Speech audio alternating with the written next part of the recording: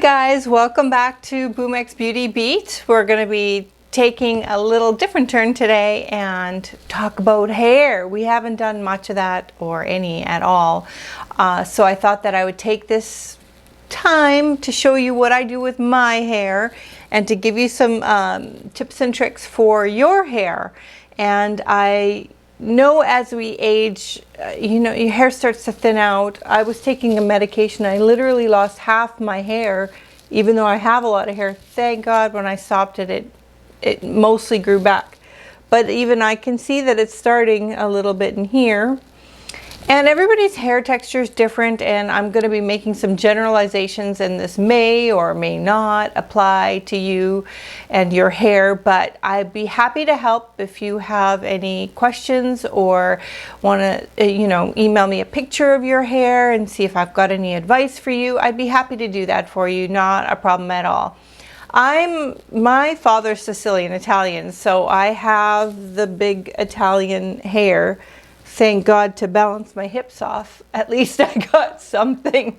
But it is a challenge. You guys are seeing me wear wigs and stuff because you can't cut and color and do things to your hair the way that normal hair is. This is sort of a really different style texture. It's coarse. It gets fuzzy really easy.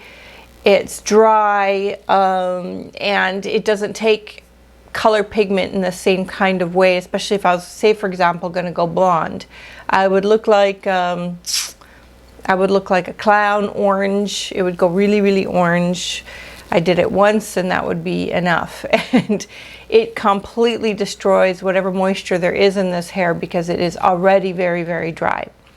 I've done hundreds, if not, well, thousands of photo shoots through my 25 years, and each of those photo shoots I did hair.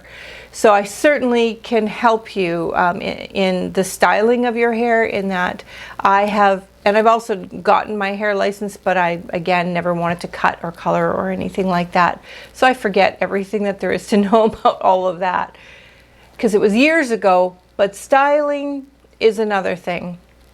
And I could probably offer some, bits of advice on ways to get your hair maneuvering in different ways, and I found some tricks along the way, and I thought I'll just sort of walk you through what I do with my hair, and then we'll add in some tips as we talk. So with my hair, I can't use most hair stuff because it's too light. I need, basically, if I had butter to throw on my hair, I probably would do it. It is pretty coarse. But yet again, if you throw too much stuff on it that is sticky, it gets really gummy because of the texture of it. So I am kind of picky for what I put into my hair, and I don't know if you guys know the feeling of, that really sticky product, or if it's good for styling like a specific look, like the waxes are really cool as well, but for every day, for how you want your hair to feel and look, I don't love it. So I prefer Redken. I use Redken all the time. They basically have extra for me at the salon because I come in almost every 2 weeks to buy conditioner because I use so much. So this is my shampoo that I use. It's just the All Soft. It's really nice. It's mild. It doesn't dry it out too much, and I love it. And I try other ones and then I keep going back to this one. So there's that. And then for my conditioner, if you've got really dry hair like mine, I love the All Soft Redken. It's been phenomenal for me. I'm going to be doing a little styling on my hair to show you some different curl techniques in a bit, but first I'm going to show you the products.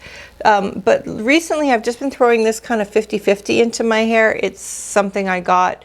It's a K-Pack Color Therapy Instant Shine and Repair Treatment, and they're both thick and they're both goopy, but I leave them on. Like, they are literally, see if I can take out a little bit, they are like really, really thick and tacky, and they are like butter, and I put them in my hair and I leave it on. And that sounds really weird to most of you that have hair that gets weighed down, but for my type of hair, it helps to collect the curl a little bit, and it makes it feasible to even style my hair. Otherwise it would be one big, you know, fuzzy mess on top. And then what I do when I get out of the shower or out of the bath is I use a control cream. I find a control cream, if you're trying to figure out what kind of styling aids you can do to your hair, I like control creams because they add the ability to collect your hair up without making it, again, sticky or filmy or anything like that. So this particular one is from KMS, and I bought a second one, so I'm definitely liking it. I don't really notice too much, but I definitely notice if I don't use it. It just collects things a little bit. Oh, I'm sorry. And then I goop it on with a bit of good old coconut oil. I just take a whole bunch of my hands and I run it right through, and some of you are going, yuck, oh my God. But for me, I have to have it. And then I basically allow my hair to air dry about halfway to 3/4 through. And then I take, if I'm going to use heating products on it, like curling irons, which I don't do every day, but if I am going to use curling iron, I'll put a protector on it. So this is a hot sexy hair prep me, and it'll prep your hair up to 450 degrees Fahrenheit, and it does help to protect your hair a little bit. And there's many kinds out there. I like this one because I like what it does to the styling of my hair and the texture. And then I blow dry, just blow dry it loosely. If I know I need to style it and make it bigger, I might flip my head over and I might give it a little bit of hairspray while I'm spraying it. It'll kind of make it easier for me later when I want to curl it. It's already got a little bit of hairspray in it. It'll hold the curl that I'm going to do. And the hairspray that I've always loved is the Sebastian Shaper. Either the plus or the regular is great. I like the smell, isn't overwhelming, and it just gives a really nice all over hold. It's always been my favorite. I've used it for many years. After I've got my hair dry, and just to give you guys, here's tip number 1 or 2, I don't know if I've given you some tips in here as well, is to, if you're gonna do your hair to go out, just even if you want to give it a little mist of water and then blow dry it for a couple minutes. I did this a lot when I was photo shooting because it warms the cuticle up and it prepares it a little bit for doing any styling aids, and it allows me to maneuver it a lot better. So if you are at the end of the day and you don't have time to wash your hair but you just want to work it a little bit, my suggestion is to, even if you don't put water in it, just take your blow dryer and warm it up, and you can warm it up with or without a brush. I don't think I brought a brush out. Well, it has gone missing on me, my round brush, but basically a round brush with a metal base will heat up or cool down according to what you're doing with it. And if you've got finer hair, if you take the hair and say you're blow drying it, if you can take the hair and you can blow dry it forward and blow dry it on your round brush and repeatedly take it through your round brush. And I'll do a straightening of part of my hair at one point and show you guys when I get this all sorted. But if you're trying to figure out how to get your hair bigger and fuller, blow dry your hair forward against the hair growth, and then when you're finished sort of drying it all, then cool it. Put the cooling setting on it, and it will hold your curl in place so much more. And then after you've cooled it, just give it a light spritz of hairspray on each and every piece, and you will see just this ridiculous difference in your volume and in your hold. So just doing those two things, blow drying it against, lifting, bending, cooling, done. A lot of you won't even need to use any kind of curling iron or anything like that. Okay, so I am going to show you a few different curling irons that are nifty. I really run basically between 3 curling irons. I have one really tiny one too if I want to give really tiny curls, but whew, I've done a good little something about Mary on top of my head. Okay, so basically what I do, I might put a little bit of hairspray before I'm about to curl my hair, because if I spray as the curling iron's on there, it really gets it super gummy really quickly. And my favorite curling irons are the hot tools, because they get hot. With my hair, it's not going to bend or do anything if you don't have some heat on it, because it is pretty coarse and pretty difficult to work with. So this particular curling iron is a little bit wider. This one is going to be 1.5 inches, I believe, and so this will give you a little more of a hot roller effect if you're looking for that kind of look. And I'll just take a piece and show you what that comes out like, and show you the differences between the curls. So what I'm doing now is I'm putting the hair inside and then keep clicking. I don't want to burn the hair, so I'm just keep it moving, and it's pretty hot, so it will do the job. So that will give kind of a roller effect. If you even just want to have the look where your bangs are a little bit straighter and you want to pull that downwards, it will almost straighten your hair. So this little 2-inch guy is really, really nifty for doing several different looks. If I want kind of a soft roller hairstyle, I go for something like that. A lot of times I choose looks that are, you know, kind of more similar to the curl that's already there. It saves me in work and having to do the entire head, because it is a lot of hair to cover. Then if I want something a little more cutesy, and this one doesn't have a gripper on it, this one is handy for a quick couple of loose curls if I want. And basically I just grab pieces as they kind of naturally separate.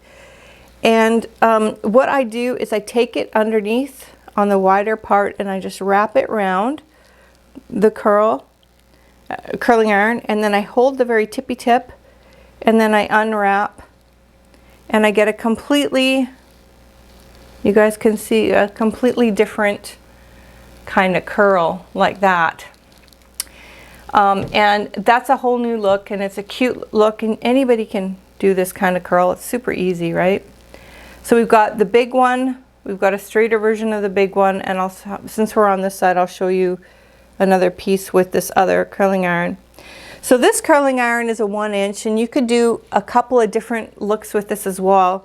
You can do that same windy concept where you grab it at the base of the hair and you wrap it round. I do this a ton with my hair. I seem to have grabbed a friend in there, sorry about that. And you don't need to leave it in there long, and it gives kind of a, you know, it's in between this bigger guy and it's wider than this little guy. It's sort of just a nice soft rolly color, I mean curl.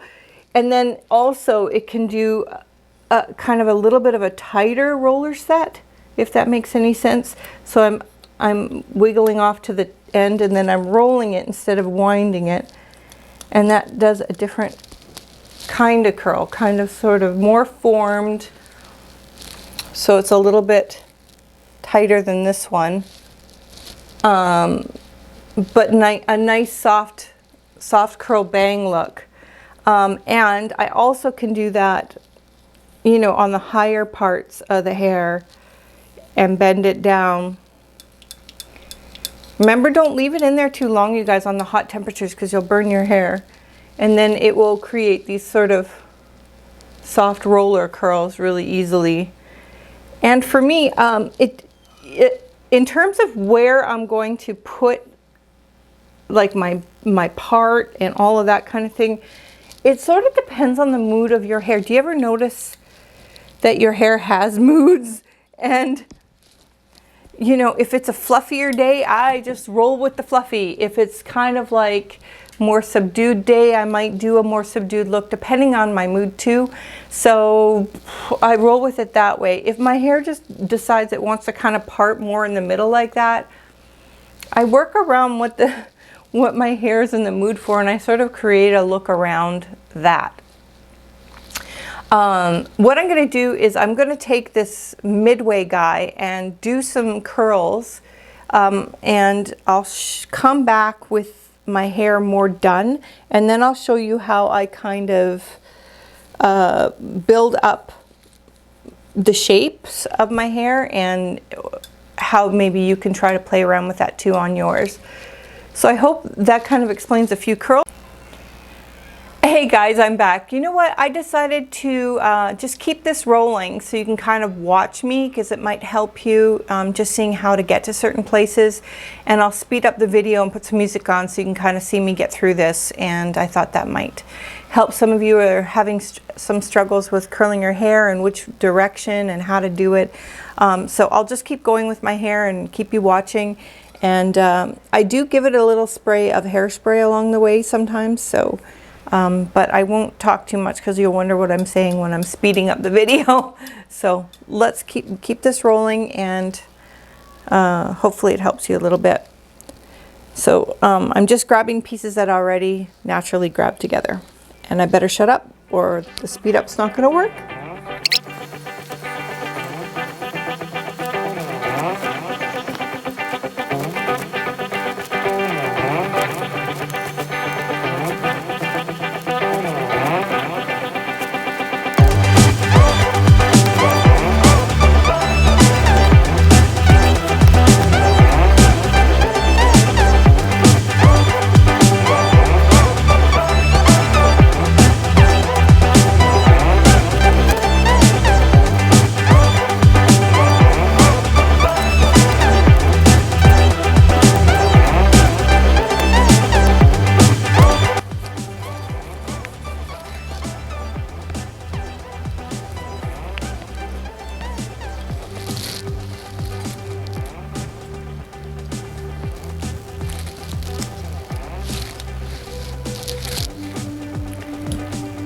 Okay, about this point, I kind of take a look around, because really what I'm trying to do is just get the surface bits, because the under bits, really, you can't tell that much. And if I overwork the hair, I find it gets tired, more flat, and depending on the look I'm going for, it usually gets overworked. So I try to just do what I absolutely have to. And plus it's a heck of a job to do all this hair.